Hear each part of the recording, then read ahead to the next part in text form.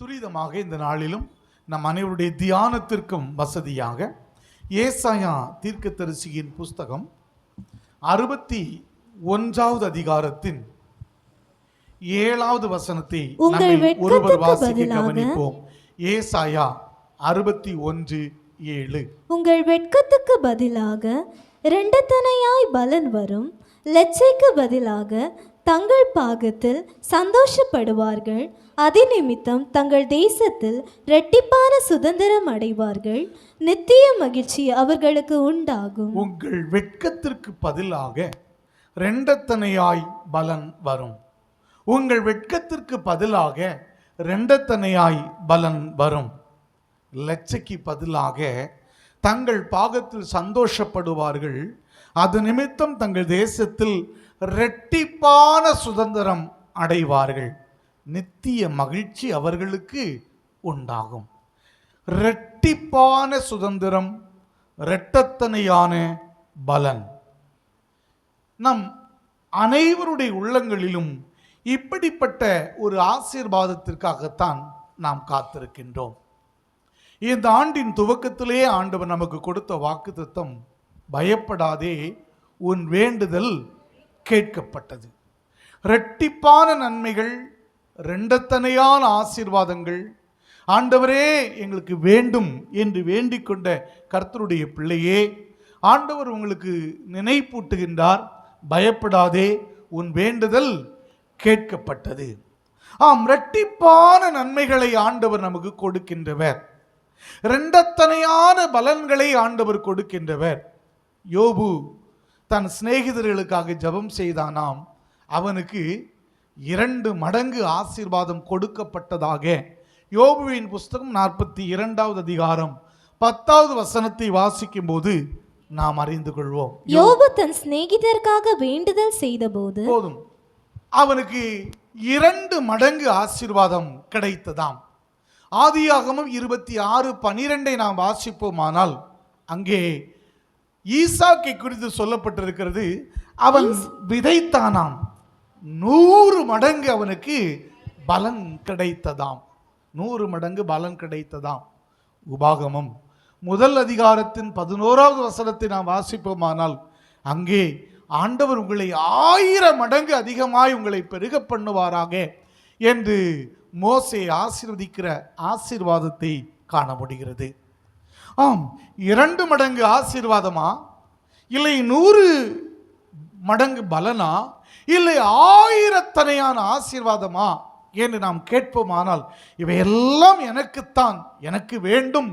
இந்த வேதாகமத்தில் எழுதப்பட்டிருக்கிறது. இந்த வேதாகம புருஷர்கள் இதை அனுபவித்திருக்கின்றார்களே, எனக்கு வேண்டும், எனக்கு வேண்டும் என்று சொல்லி நாம் தாகம் கொள்வது என்பது என்னவோ இயல்பான ஒன்றுதான். எனவே நம்முடைய தாகத்தை தீர்க்கும்படிக்கு ஆண்டவர் சொல்லுகிறார், இரட்டத்தனையான பலனை நான் உனக்கு கொடுக்க போகின்றேன். ஆமேன், ஹல்லேலூயா. சத்தத்தை உயர்த்தி ஹல்லேலூயா. சகரியா தீர்க்கதரிசியின் மூலமாக சொல்லி இருக்கிறார். சகரியா 9:12 நம்பிக்கையுடைய சிறைகளே அரணுக்கு திரும்புங்கள், நான் உங்களுக்கு இரட்டிப்பான நன்மைகளை தருவேன். ஆம், 2 மடங்கு ஆசீர்வாதங்களை கொடுக்கிற கர்த்தர் இந்த ஏசாயா தீர்க்கதரிசி மூலம் சொல்லுகிற ஒரு வார்த்தையை நாம் சற்று ஆழமாக கவனித்தால் நலமாக இருக்கும். அந்த 7வது வசனத்தின் முதல் பகுதி சொல்லுகிறது, உங்கள் வெட்கத்திற்கு பதிலாக, உங்கள் வெட்கத்திற்கு பதிலாக. வெட்கம், இந்த வெட்கத்திற்கு ஈடாக 2 மடங்கு ஆசீர்வாதம். வெட்கம், இந்த வெட்கத்திற்கு ஈடாக 2 மடங்கு ஆசீர்வாதம். சில வேளைகளில் எங்களை போன்ற தேவ மனிதர்கள் உற்சாக மிகுதியினால நாங்கள் சொல்லிடுவோம். எப்படி?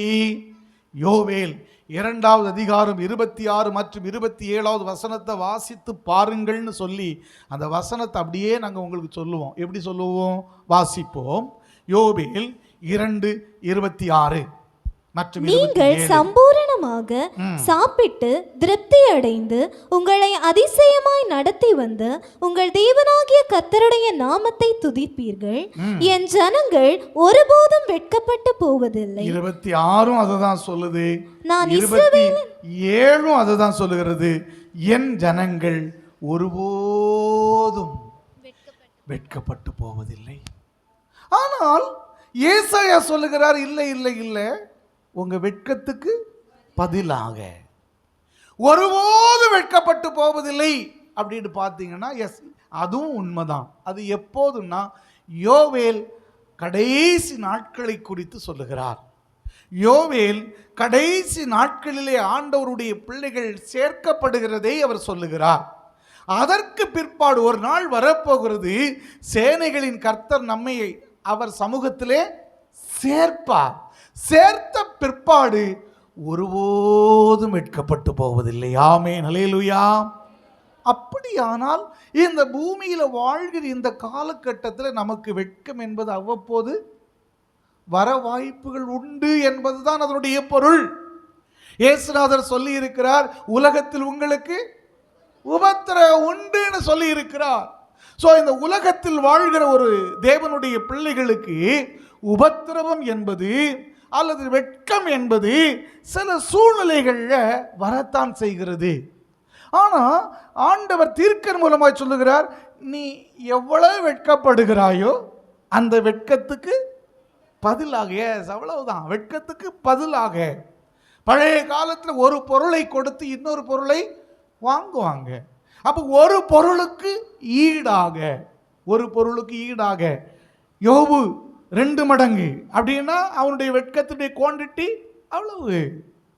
ஈசாக்கு 100 மடங்கு, அவனுடைய வெட்கத்துடைய குவாண்டிட்டி அவ்வளவு அதிகம். அப்போ அவன் ஈசாக்கை நீங்கள் பார்த்தீங்கன்னா தெரியும், அவன் எங்கெல்லாமோ துறவை வெட்டுகிறான், கிணறை வெட்டுகிறான், அவன் ஹார்ட் ஒர்க் பண்ணுவான், அவன் கடினமாய் உழைப்பான், உழைத்து எல்லாவற்றையும் வைத்திருப்பான். அந்த ஊரில் உள்ளவங்க எல்லாம் வந்து தூர்த்து போட்டுருவாங்க, அதை மூடி போட்டுருவாங்க. வெட்கம், வெட்கம். யார் யார் எவ்வளவு அதிகமான ஒரு வெட்கத்திற்குள்ளாக இருக்கிறார்களோ அவ்வளவுக்கு அதிகமான பலன் கிடைக்கும் என்பதுதான் பொருள். இஸ்ரவேல் ஜனங்களுக்கு மனப்பூர்வமாக மோசே சொல்லுகிறான், உபாகமம் 1:11, 1000 மடங்கு. பிரைஸ் தி லார்ட், ஹல்லேலூயா. அதனுடைய பொருள் என்னவென்று சொன்னால், இஸ்ரவேல் ஜனங்கள் பட்ட பாடுகள் கொஞ்சம் நெஞ்சம் அல்ல, இஸ்ரவேல் ஜனங்கள் அனுபவித்த வேதனைகள் கொஞ்சம் நெஞ்சம் அல்ல, அவ்வளவு வேதனைகளை அனுபவித்து விட்டார்கள். அதனால அவங்க 1000 மடங்கு. இந்த ஆராதனையிலே பங்கெடுத்திருக்கிற கர்த்தருடைய பிள்ளையே, 2 மடங்கா, 100 மடங்கா, 1000 மடங்கா, இவையெல்லாம் உன் வெட்கத்தை பொறுத்து, நீ அனுபவித்த அவமானத்தை பொறுத்து, நீ கடந்து வந்த கண்ணீரின் பாதையை பொறுத்து தீர்க்கன் சொல்லுகின்றான். உங்கள் வெட்கத்திற்கு பதிலாக இரட்டத்தனையாக பலன் வரும். வெட்கம் ஏன் வருகிறது என்கிற ஒரு கேள்வியை கேட்டு நாம் வேதாகமத்தை கவனமாய் வாசிப்போமானால், வெட்கத்திற்கு, நம்முடைய வாழ்க்கையிலே வெட்கத்தை அனுபவிப்பதற்கு பல காரணங்கள் உண்டு. முதல் காரணம் வாசிக்க கவனிப்போம். ஆதியாகமம் 3வது அதிகாரம் 7 முதல் வாசிக்கலாம். ஆதியாகமம் 3வது அதிகாரம் 7 முதல். அப்பொழுது அவர்கள் இருவருடைய கண்களும் திறக்கப்பட்டது. அப்பொழுது அவர்கள் இருவருடைய கண்களும் திறக்கப்பட்டது. அவர்கள் தாங்கள் நிர்வாணிகள் என்று அறிந்து, அவர்கள் தாங்கள் நிர்வாணிகள் என்று அறிந்து அத்தி இலைகளை தைத்து தங்களுக்கு, இந்த ஆதாம் ஏவாளுடைய கண்கள் திறக்கப்பட்டது. எப்போ? புசிக்க கூடாது என்று சொன்ன அந்த பழத்தை புசித்த போது அவருடைய கண்கள் திறக்கப்பட்டது. அவருடைய கண்கள் திறக்கப்பட்டதும் அவங்க தாங்கள் நிர்வாணிகள் என்பதை அறிந்து விட்டார்கள். இன்னும் சொல்ல போனா, அவர்கள் இருவருக்கும் ஒரு வெட்கம் அவர்களை உடுத்தது, வெட்கம் அவர்களை சூழ்ந்து கொண்டது.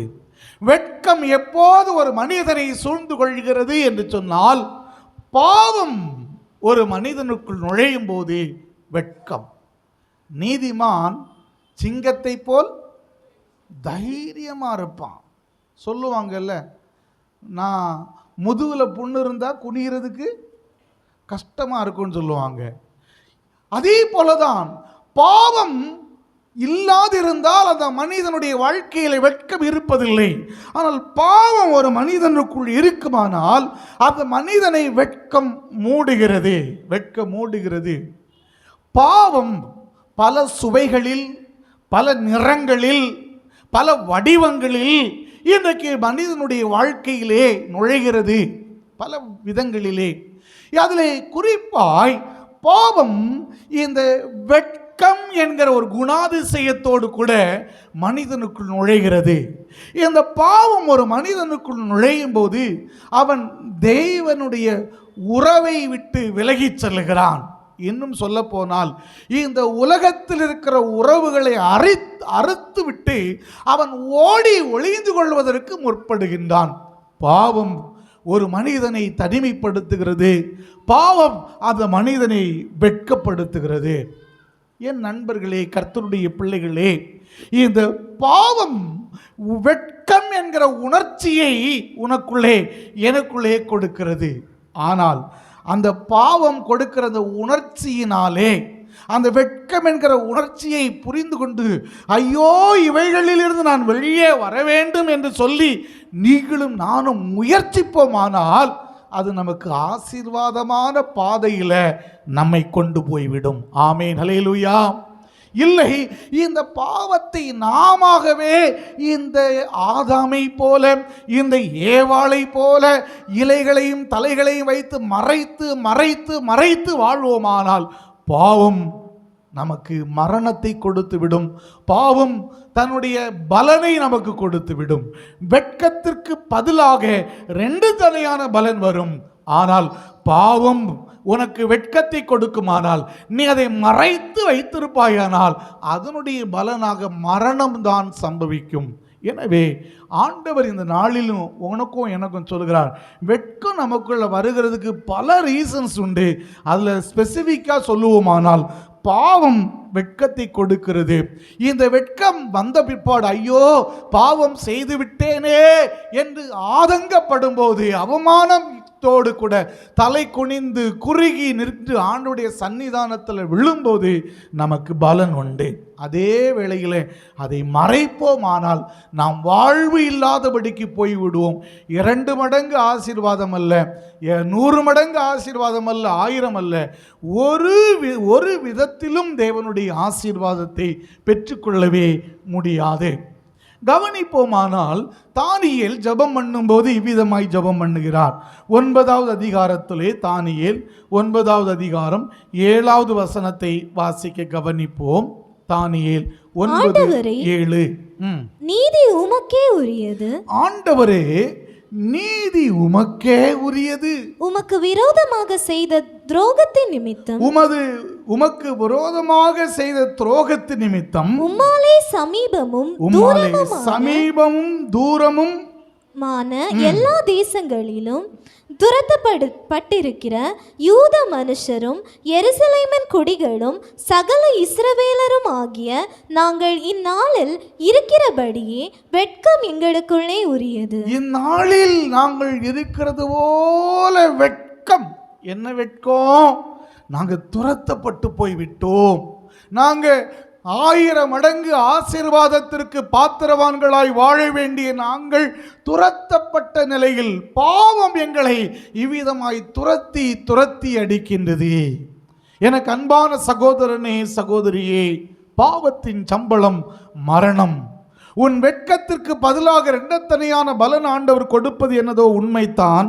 ஆனால் பாவம் உனக்கு கொடுக்கிற வெட்கம் இருக்கிறதே, அதனுடைய பலன் மரணம் என்பதை மறந்துவிடக்கூடாது. அதற்கு 2 மடங்கு பலனோ 100 மடங்கு பலனோ 1000 மடங்கு பலனோ ஆண்டவர் கொடுப்பதில்லை. அதனுடைய பலன் கொடூரமானதாக இருக்கும். எனவே இந்த காலை வேளையில் பாவம் நம்முடைய வாழ்க்கையிலே நுழையாதபடிக்கு பாவம் கொடுக்கிற வெட்கத்தை நாம் நம்முடைய வாழ்க்கையிலே இருக்குமானால் அதை ஆண்டவரிடத்தில் அறிக்கையிட வேண்டும். தாவீதை பார்ப்போமானால் சங்கீதம் 51 வாசிப்போமானால் அழுது புரளுவார். தேவனே, உமது கிருபையின்படி எனக்கு இரங்கும், உமது மிகுந்த இரக்கங்களின்படி என் மீறுதல்கள் நீங்க என்னை சுத்திகரியும். என் அக்கிரமம் நீங்க என் சுற்றிலும் கழுவி என் பாவமற என்னை சுத்திகரியும். என் மீறுதல்களை நான் அறிந்திருக்கிறேன். என் பாவம் எப்பொழுதும் எனக்கு முன்பதாகவே நிற்கிறது. அழுது புலம்புகிறான் பாருங்க. இந்த விதமான ஒரு கண்ணீரோடு கூட இருப்போமானால் கர்த்தருடைய பிள்ளையே இரட்டத்தனையான பலன் கிடைக்கும். ஆமென், அல்லேலூயா. இந்த பாவத்தை மறைப்போமானால் நமக்கு வாழ்வு என்பது இல்லை. எனவே இன்றைக்கு ஆண்டவர் வாக்கு பண்ணுகிறார், உன் வெட்கத்திற்கு பதிலாக இரண்டத்தனையான பலன் வரும். வெட்கம் எப்படி வருகிறது என்றால், பாவம் செய்கிற ஒரு மனிதனுக்கு வெட்கம் வருகிறது. பாவம் செய்கிற மனிதன் அனுபவிக்கிற வெட்கத்தை அவன் மறைத்து வைப்பானானால் வாழ்வடைய மாட்டான். அறிக்கை செய்து விட்டு விடுவானானால் அவன் 2 அல்ல 100 அல்ல 1000 மடங்கு ஆசீர்வாதங்களை கூட அவன் பெறுவான். ஆமென், அல்லேலூயா. இரண்டாவதாக நமக்கு வெட்கம் எப்படி வருகிறது? அப்போஸ்தலர் நடவடிக்கைகள் 5வது அதிகாரத்தின் 41வது வசனத்தை வாசிப்போம். அப்போஸ்தலர் நடவடிக்கைகள் 5வது அதிகாரத்தின் அவருடைய நாமத்துக்காக 1. தாங்கள் அவமானம் அடைவதற்கு அவருடைய நாமத்துக்காக தாங்கள் அவமானம் அடைவதற்கு பாத்திரராக எண்ணப்பட்டபடியினால் சந்தோஷமாய் ஆலோசனை சங்கத்தை விட்டு புறப்பட்டு போய் தினந்தோறும் தேவாலயத்திலும் வீடுகளிலும். என்ன அப்படின்னா, ஆண்டவருடைய ஊழியத்தை செய்கிற கர்த்தருடைய பிள்ளைகள் ஆண்டவருடைய நாமத்தின் நிமித்தம் சில வெட்கம் வருகிறது. என்னவா? அவங்க ஊழியம் செய்கிறாங்க, பிடித்து அடிக்கப்படுகிறார்கள், தேவையில்லாமல் விசாரணைக்கு உட்படுத்தப்படுகிறார்கள். யோசித்து பாருங்க. எல்லாரும் இருக்கிறத போல இருந்துட்டு அமைதியாக போகலாம். ஆமாம், என்னை எதுக்கு எடுத்தாலும் ஆமாம் இல்லை அப்படிங்கிற தலையாட்டிக்கிட்டு அமைதியாக வாழ்ந்திருக்கலாம். ஆனால் அந்த சீடர்கள் அப்படி செய்யலை. தாங்கள் கண்டதையும் தாங்கள் கேட்டதையும் அவர்கள் அறிவிக்க, ஆம், இயேசு நமக்காக மரித்தார், இயேசு நமக்காக உயிரோடு எழும்பினார் அப்படின்னு சொல்லி அவர்கள் எல்லா இடத்துலையும் சொல்லுகிறாங்க. அங்கே சொல்லும்போது அவங்க இதெல்லாம் நீ சொல்லக்கூடாதுன்னு சொல்லி தடுத்து நிறுத்தப்படுகின்றார்கள். வேதம் மிக தெளிவாய் சொல்லுகிறது, அவங்க அந்த அவமானத்தை கூட பொருட்படுத்தாதபடிக்கு சந்தோஷமாய் எண்ணினார்கள். கிறிஸ்துவின் நாமத்தின் நிமித்தம், பிரைஸ் தி லார்ட், கிறிஸ்துவின் நாமத்தின் நிமித்தம் ஏற்படுகிற அவமானம், கிறிஸ்துவின் நாமத்து நிமித்தம் ஏற்படுகிற வெட்கம், கிறிஸ்துவின் நாமத்து நிமித்தம் அனுபவிக்கிற நிந்தைகள், இவைகளுக்கெல்லாம் ஆண்டவர் இரட்டத்தனையான 100 1000 தனியான பலன்களை வைத்திருக்கின்றார். ஆமென், அல்லேலூயா.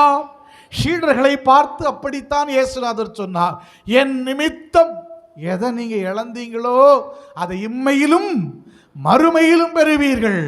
எனவே இந்த காலை வேளையிலும் கூட நம்முடைய வாழ்வில் 2 மடங்கு ஆசீர்வாதம் வேண்டும் என்று விரும்புகிறோமே, கிறிஸ்துவின் நிமித்தம் நாம் அனுபவித்த வெட்கங்களாக இருக்கணும். இயேசுவின் நாமத்தின் நிமித்தம் என்னுடைய தவறான நடக்கைகள், என்னுடைய தவறான செயல்பாடுகள், என்னுடைய கீழ்ப்படியாமைகள், என்னுடைய காரியங்களிலே இருக்கிற குறைபாடுகள், எதனால் சில வேளைகளில் நமக்கு அவமானங்கள் வரும். அது இங்கே குறிப்பிடப்படவில்லை. கிறிஸ்துவின் நாமத்தின் நிமித்தம் நான் பல முறை உங்களுக்கு நினைப்பூட்டி இருக்கிறேன்.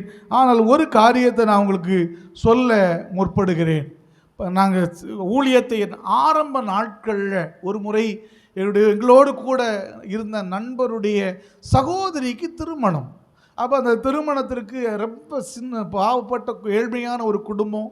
அப்போ எந்த அளவுக்கு நம்ம உடல் உழைப்பை கொடுக்க முடியுமோ அந்த அளவுக்கு உடல் உழைப்பை கொடுத்து அவர்களுடைய காரியங்களை பூர்த்தி செய்யணும்னு சொல்லி நாங்கள் நண்பர்கள் எல்லாரும் யோசித்து அவங்க பிளான் பண்ணி உதவி செய்து கொண்டே இருக்கிறோம். ஆமாம், கையில் காசு இல்லாத அந்த காலகட்டங்கள். அப்போது கோட்டார்லேருந்து சில திங்ஸை எடுத்து நாங்கள் பஸ்ஸில் ஏற்றுறோம், சர்க்குலர் பஸ்ஸில் ஏற்றுறோம். அப்போ 5-6 மூடை திங்ஸு எல்லாம் உள்ளே ஏற்றிகிட்டே இருக்கும்போது டிரைவர் வண்டி எடுத்துட்டான். வண்டி எடுத்த உடனே கீழே 2-3 நண்பர்கள், நான் பஸ்ஸில் நிற்கிறேன். பஸ் புறப்பட்டு போயிட்டு அண்ணன் கண்டக்டர் சொல்ல, அண்ணே நில்லுங்க, இன்னும் 2 கீழே நிற்கிறாங்க, அவங்ககிட்ட தான் அவங்க அந்த மூடையும் தூக்கி போடணும் அப்படின்னு சொன்னால் அவங்க கேட்கவே இல்லை. வண்டி போயிட்டே இருக்குது. வண்டிட்டு போயிருக்கும்போது நான் உட்காந்தாச்சு. என் பாக்கெட்டில் டிக்கெட் எடுக்கிறதுக்கு காசு இல்லை. அதுலேருந்து கோட்டார் டு பாரதிபுரம், பாரதிபுரம் டு வெட்டுமடம். அவர் பாரதிபுரம் வர்றதுக்குள்ளே அவர் டிக்கெட்டுக்காரர் வந்து டிக்கெட் கேட்குறாரு. நான் எங்கள் பக்கத்தில் நான் அதில் சீட்டுக்கு எம்டியாக இருந்து அதில் உட்காந்துறேன். அதில் உட்காந்துருக்கும்போது நமக்கு எங்கள் ஊரில் உள்ள ஒரு போலீஸ்காரர், அவர் நாங்கள் அங்கே போய் பைபிளை தூக்கிட்டு அங்கங்கே போகும்போது இப்படி முறைச்சி பார்க்கக்கூடிய ஆள், கள்ளப்பயில்வ ஊரை ஏமாற்ற சுற்றிக்கிட்டு இருக்கானுங்கிற பார்வையில் அவர் நம்மளை பார்ப்பார். அப்போ அதே ஆள் பக்கத்தில் நான் இப்போ உட்காந்துருக்கிறேன்.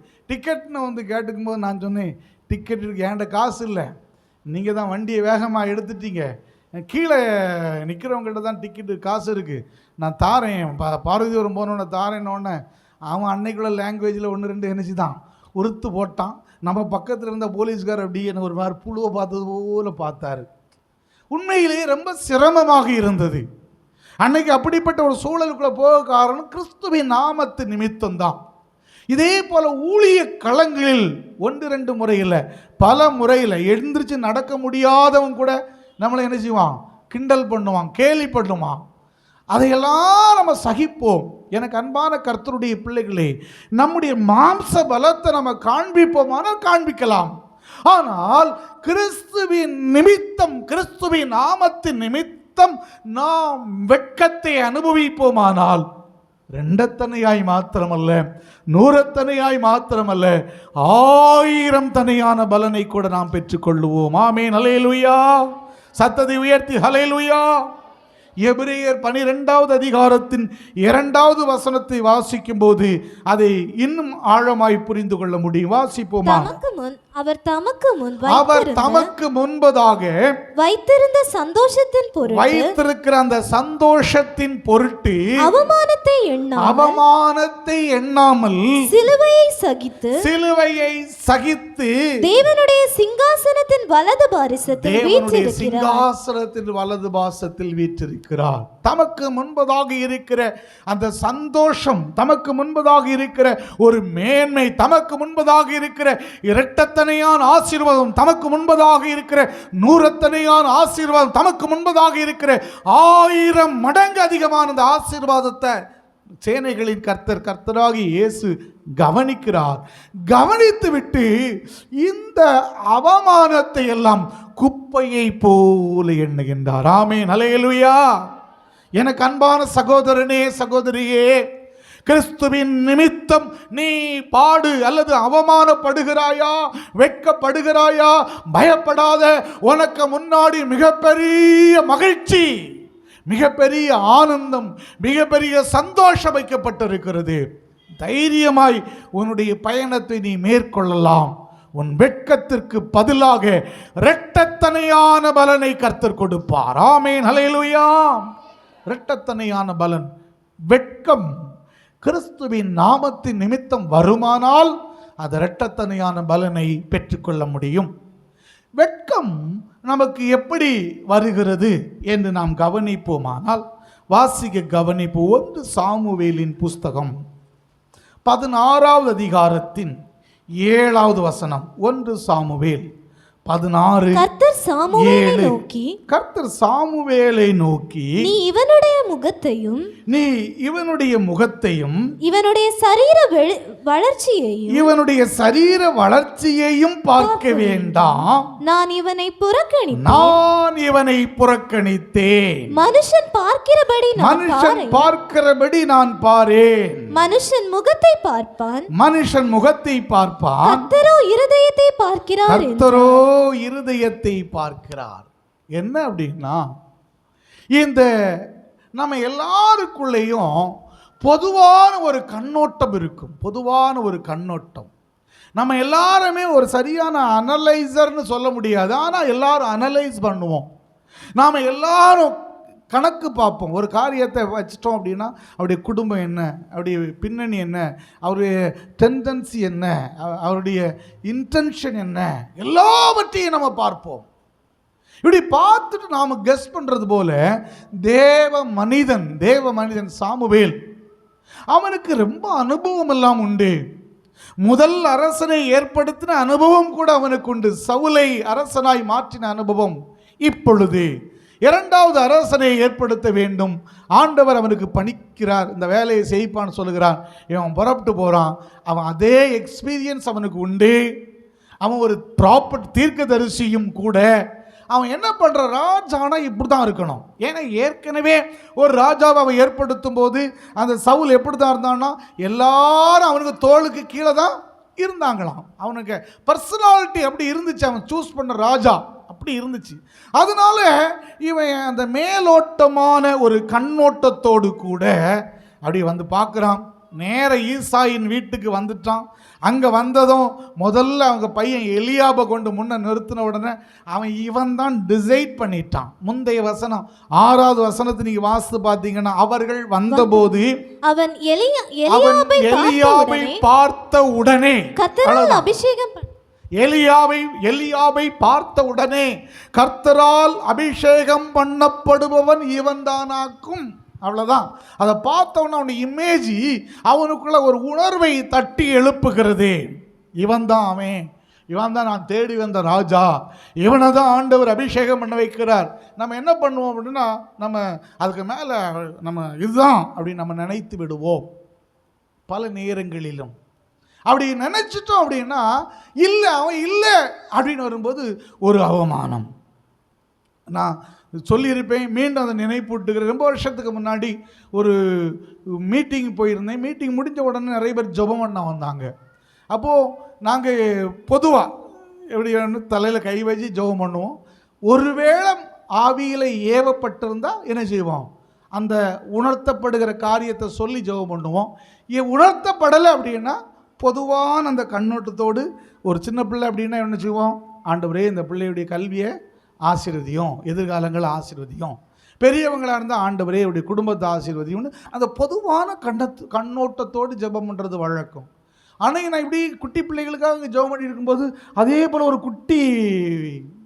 ஒரு பொண்ணு, நான் நினச்சி சின்ன பொண்ணு தான் நினச்சிட்டு, சின்ன படிக்கிற குழந்தை தான் அப்படி நினச்சிட்டு, ஆண்டவரே படிப்பு ஆசீர்வதியும், பெற்றோருக்கும் உமக்கும் கீழ்ப்படியட்டும், ஆசிரியர் கற்றுக் கொடுக்குற பாடங்கள்லாம் மனதில் தங்க உதவி செய்யுங்கப்பா அப்படின்னு ஜெபம் பண்ணி முடிக்க இவ்வளோ வண்ணத்தில் தாலி செயின் கிடக்கு. அப்பப்பா, என்னுடைய கண்ணோட்டம் பொதுவான ஒரு கண்ணோட்டத்தில் நான் ஜெபம் பண்ணேன்.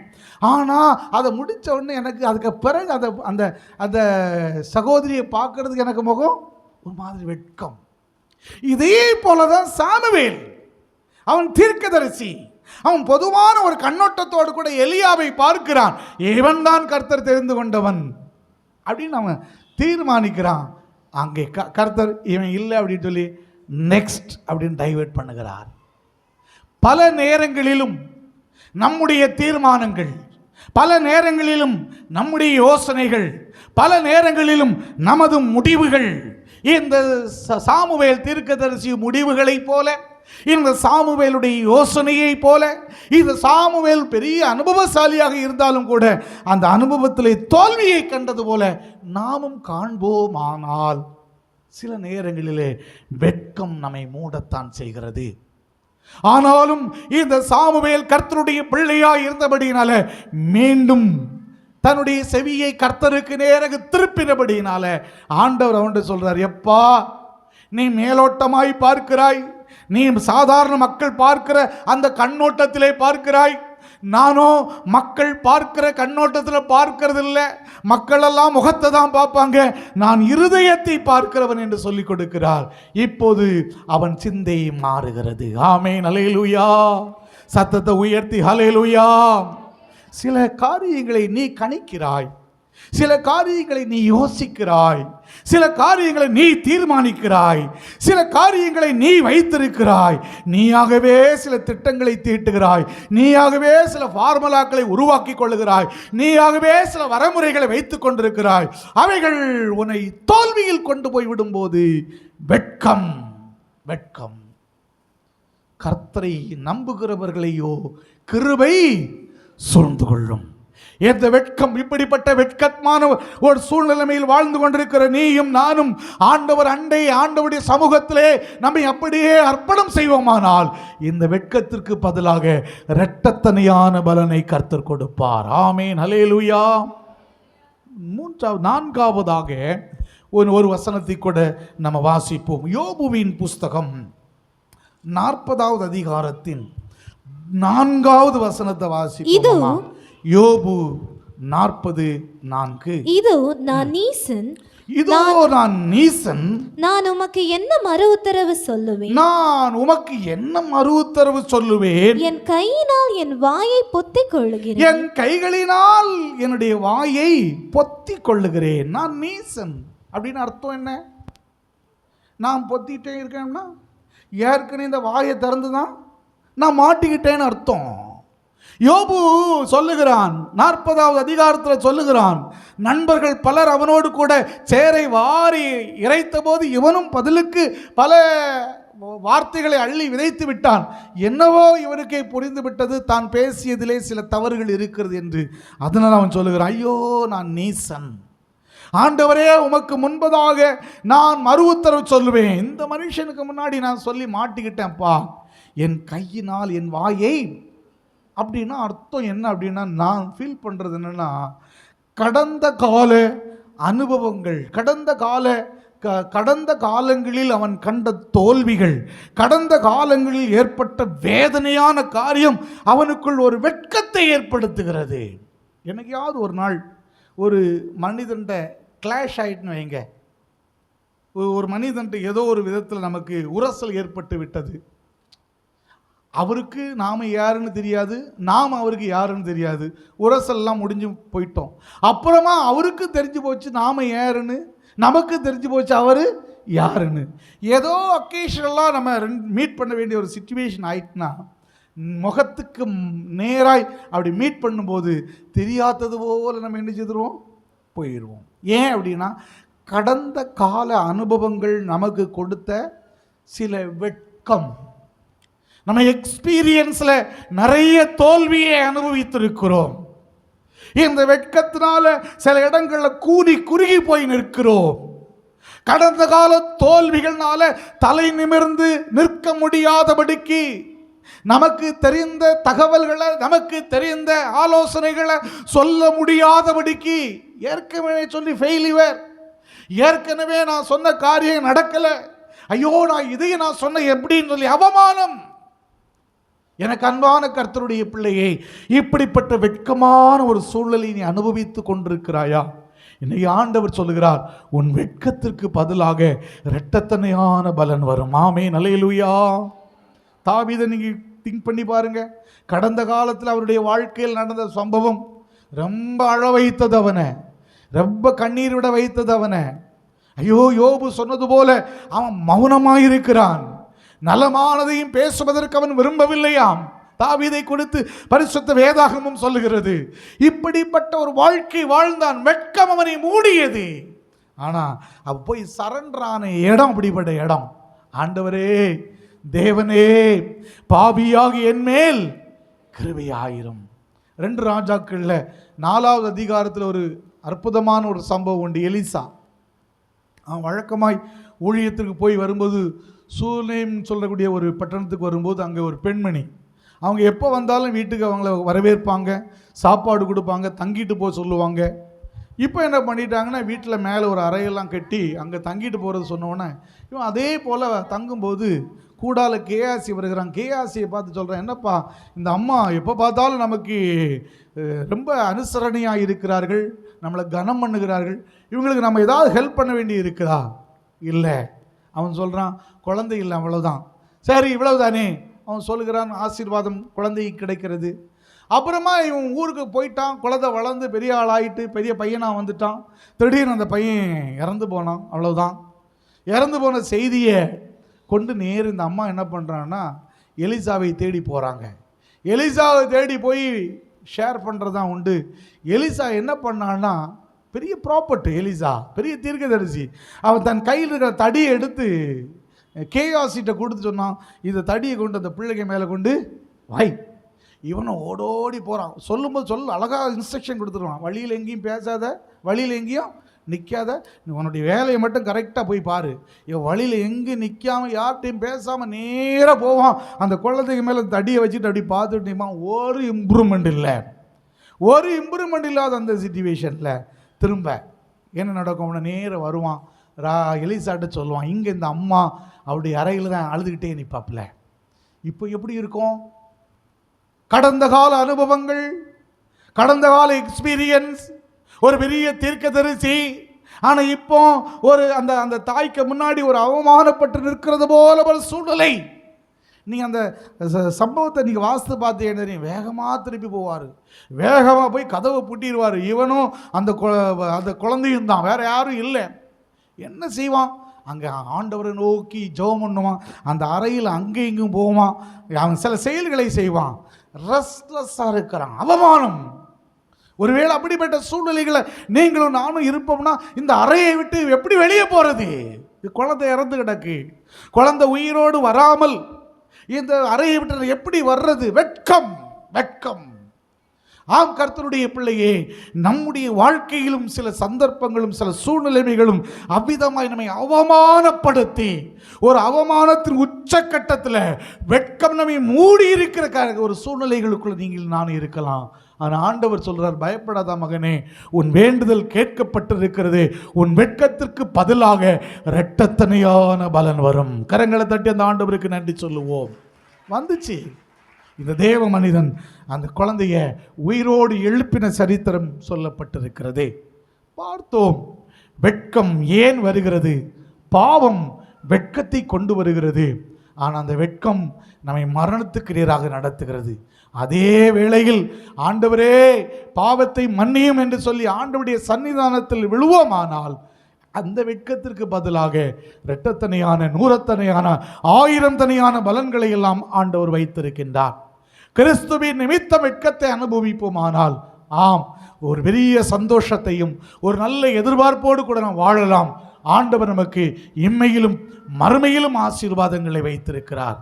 எல்லாரையும் போல பொதுவாக தான் கால்குலேட் பண்ணேன், பொதுவாக தான் நான் வாழ்ந்தேன், ஆனாலும் அந்த இடத்துல நான் அவமானப்பட்டு விட்டேனே என்று சொல்லி ஒரு அவமானத்தை அனுபவித்து விட்டேன், வெட்கத்தை அனுபவித்து விட்டேன், நான் கர்த்தருடைய பிள்ளை அல்லவா என்னை சொல்லுவாயானால், ஆண்டவரே என்னை நடத்தும், ஆண்டவரே என்னை ஆசீர்வாதத்தின் பாதையிலே நிறுத்தும் என்று சொல்லும்போது அந்த வெட்கத்தையும் கர்த்தர் மாற்றுவார். 4வதாக, கடந்த காலங்களில் ஏற்பட்ட மோசமான சில அனுபவங்கள் உன்னை நினைச்சு உன்னை வெட்கத்துக்குள்ள நடத்துமானால், ஆண்டவருடைய பாதத்தில் நீ விழுந்து கிடப்பாயானால் அந்த மோசமான அனுபவங்கள் நீங்கி மகிழ்ச்சியான மனரபியமான ஒரு வாழ்வுக்கு நேராக கர்த்தர் நம்மை நடத்துவார். இறுதியாக 5வதாக வாசிப்போம். யோபுவின் புஸ்தகம் 42வது அதிகாரத்தின் 10வது வசனத்தை நம்ம ஒருவர் சிநேகிதருக்காக வேண்டுதல் செய்தபோது, யோபு தன்னுடைய சிநேகிதருக்காக வேண்டுதல் செய்தபோது கர்த்தர் அவன் சிறையிருப்பை மாற்றினார். கர்த்தர் அவனுடைய சிறையிருப்பை மாற்றினார். யோபு தன்னுடைய சிநேகிதருக்காக வேண்டுதல் செய்தபோது சிறையிருப்பு ஒரு வெட்கத்தை கொடுக்கிறது.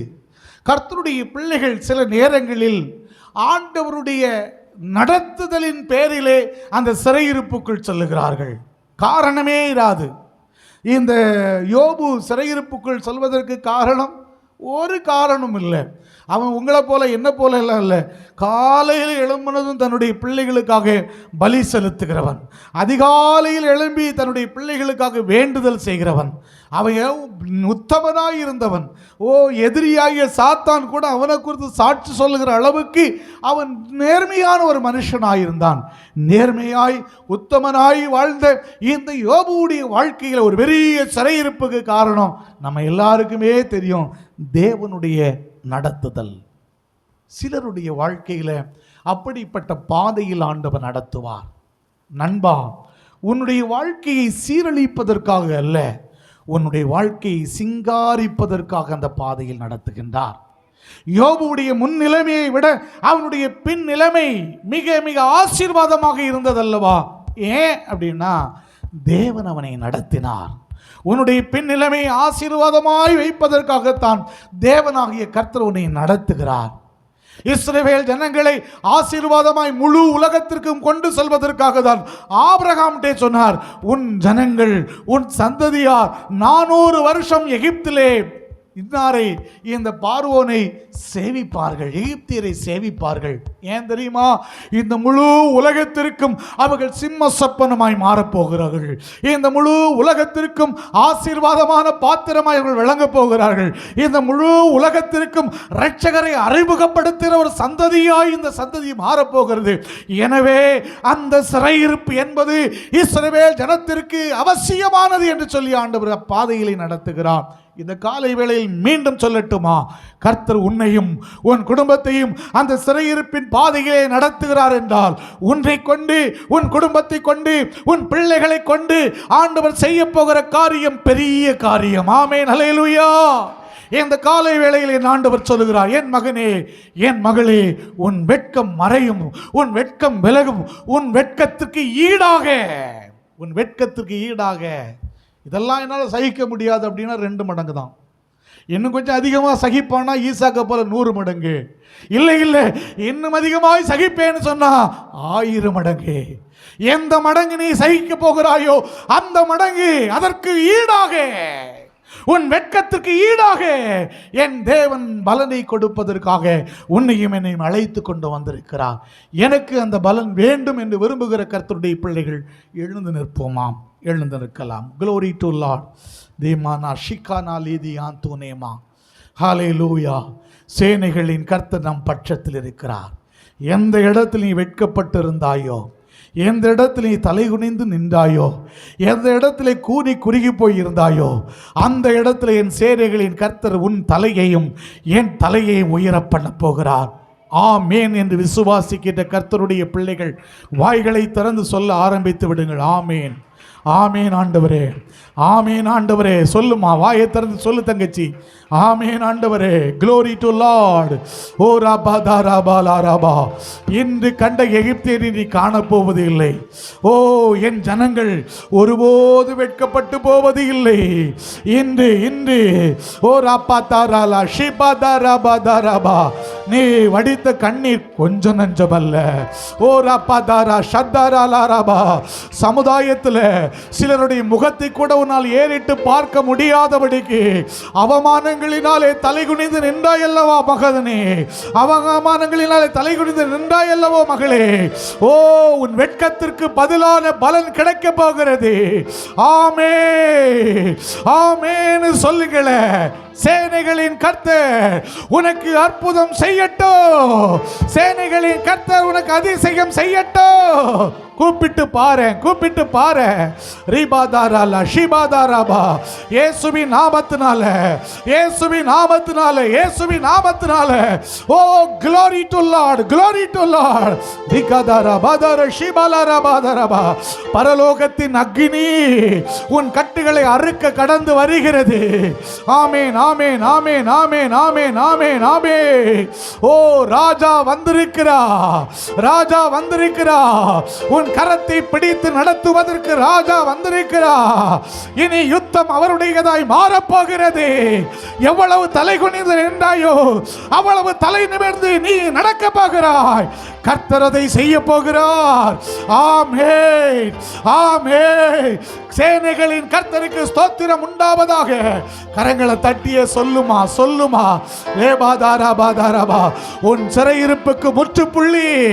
இது விடுதலையின் நாள், இது விடுதலையின் வருடம், இது ஜூப்ளி வருடம். ஓ ஷபாதாரா லகதாரா பாதாராபா. உன் வேண்டுதல் கேட்கப்பட்டது. பயப்படாதே மகளே, பயப்படாதே மகனே, உன் வேண்டுதல் கேட்கப்பட்டது. Glory to Lord. ராதாரா பாலா ஷிபாரா பாதானா மாலாராபா ரகதானாலா ஷபாதாராலா ரபாதாரா பாலாராபா. இப்பொழுது இப்பொழுது இந்த ஜபத்தில் கலந்திருக்கிற உன்னுடைய ஜபங்களை கர்த்தர் கேட்கிறார், கேட்கிறார். உன்னை பின் தொடர்ந்து வருகிற, உன் பிள்ளைகளை பின் தொடர்ந்து வருகிற ஓ, இந்த பொல்லாத சிறையிருப்பின் ஆவிகள், சிறையிருப்பின் ஆவிகள், அடிமைத்தனத்தின் ஆவிகள் உன்னை வெட்கப்படுத்துகிறது அல்லவா? உன் பிள்ளைகளை வெட்கப்படுத்துகிறது அல்லவா? உன் பேர பிள்ளைகள் வெட்கப்படுத்துகிறது அல்லவா? இன்றே அது முறிக்கப்பட போகிறது. நீ பட்ட பாடுகளுக்கு, நீ வடித்த கண்ணீருக்கு ஓ, ஏற்ற பலன் பரத்திலிருந்து கொடுக்கப்படுகிறது.